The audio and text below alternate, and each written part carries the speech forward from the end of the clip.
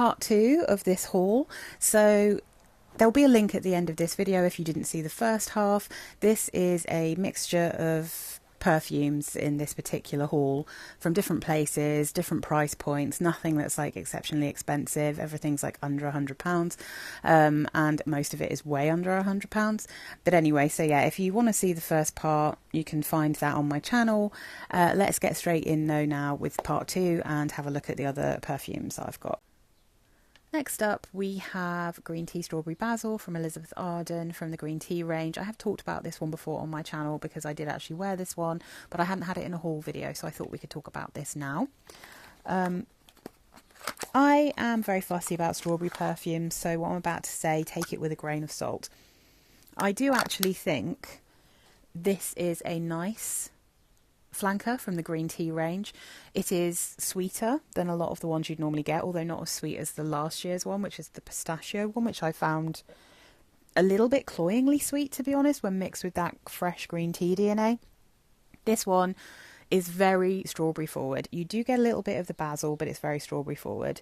And then you've got just that hint of the original green tea DNA. So here you've got top notes of strawberry, herbal notes and basil, middle notes of green tea, wild strawberry and basil, and base notes of ivy, birch, musk and galbanum. So it's really pretty. I think it's really nice. It's a tiny bit shampooey for me. The strawberry is a little bit strong and shampooey. But I do think this is nice. It's not one I'm going to wear, so it's not one I'm going to keep.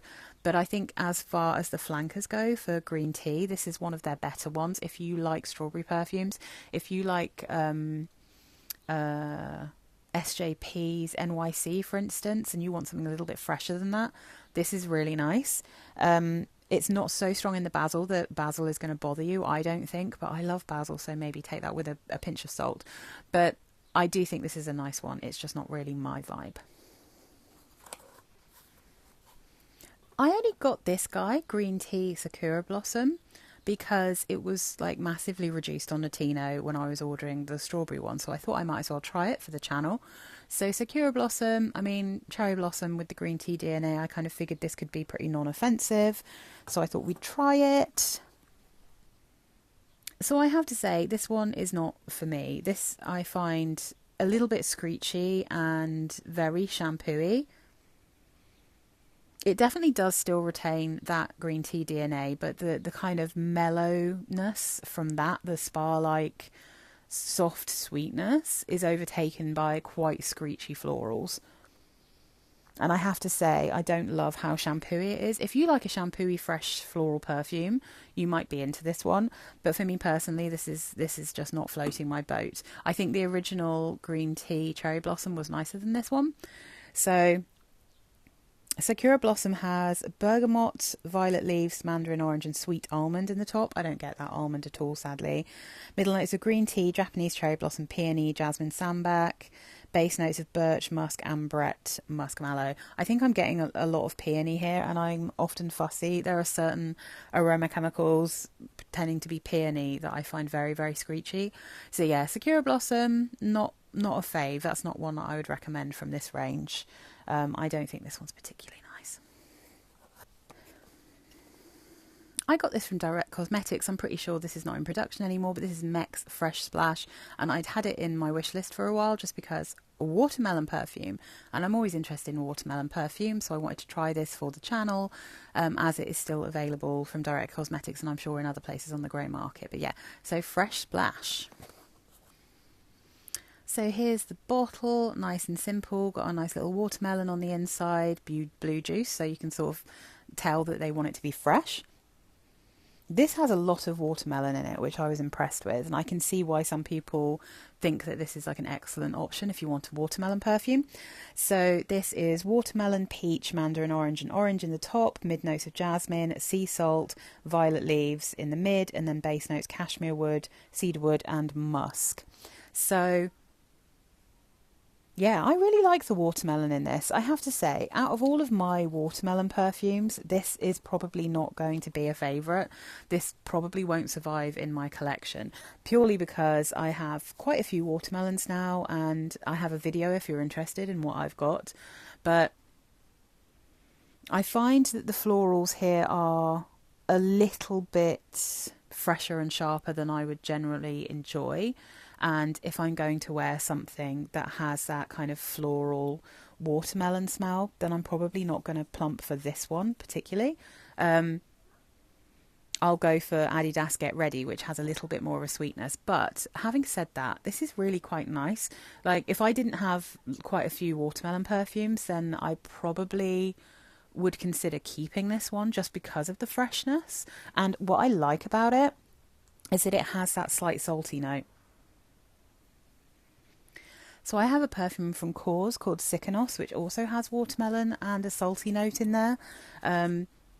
And I feel like I probably prefer that to this, but I do also think this is quite pretty. This is one that I think I might wait until it's really hot. I might try it on my skin and see how I feel about it, whether I feel like it needs to stay in my collection or whether I'm happy to let it go, and whether I just know that I'll plump for wearing other watermelon perfumes over this one. But if you are looking for a crisp watermelon freshie, this one's pretty good. This one's actually pretty good. I don't think there's anything in it that I find too chemically or annoying, which is highly, highly rare for me. So yeah, that's Mexx Fresh Splash, and that was quite a nice surprise, to be honest. So yeah, cute little watermelon perfume. This is Guerlain La Petite Robe Noir Honey Rose, a insane moment where I decided to blind something from a range that I generally don't like, purely because it is a rose and honey perfume, which I was really interested in trying, and I couldn't get a sample anywhere, so I just decided to go for it. This is a declutter. You probably, if you watch my channel, you might have seen me talking about this already and what I wore last week, but I wanted to put it in a haul so that it was maybe easier to find for people who are interested in this perfume, because it doesn't seem to have taken off. I haven't really seen people talking about this one. It very annoyingly has the same bottle as most of the other ones. It doesn't say honey rose on it, which is extremely irritating. But yeah, I mean, this, you can definitely still smell some of the DNA from the La Petite Robe Noir original. For me personally, there is just a bit too much patchouli in this perfume for my liking, and it didn't really work out for me. There's not quite enough honey in this to make me love it. So, and I think maybe it needed, for me, a tiny bit more vanilla. But the notes here are almond and bergamot in the top, mid notes of honey and May rose, base notes tonka bean, vanilla and patchouli. So I like the fact that the honey has a kind of tanginess here. I can definitely smell honey. I definitely can smell a lot of rose. Unfortunately for me, I can also smell quite a lot of patchouli, and I'm not getting a creaminess that I think would really help the honey along here. It's a little bit flat for me. It's also light, airy and quite fleeting. So yeah, I mean, this is one that I don't feel like I need to keep. I don't think I'm really going to wear this because it's just not really my style, and I don't really like the patchouli that's in this range. So I was hoping it would be really low down in the mix, but I can sense it quite strongly. So anyway, that is Honey Rose from the Petite Robe Noir range from Guerlain. Last up is this weird little perfume. This is Anna Sui from Anna Sui. I think maybe this is her first perfume. So, I mean, generally speaking, I mean, I don't have any Anna Sui, or at least I haven't kept any Anna Sui perfumes. Cool bottles, not particularly good perfumes in my personal experience.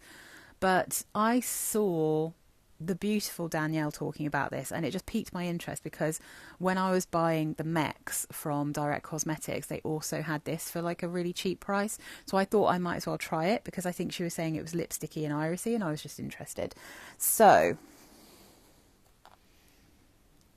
here is the rather fabulous gothic looking bottle, which I think is kind of cool. Has a rose on the top.